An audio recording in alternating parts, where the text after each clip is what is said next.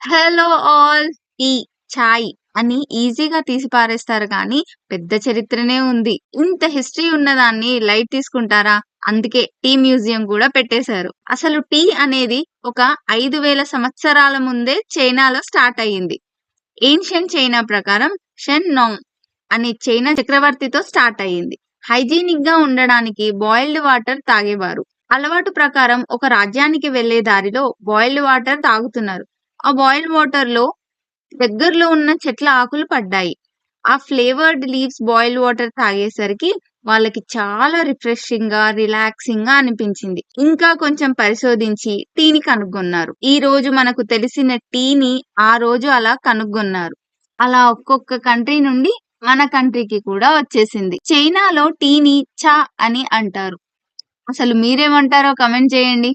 Tea powder ఎలా తయారవుతుందో కూడా నెక్స్ట్ వీడియోస్ లో చూసేద్దాం.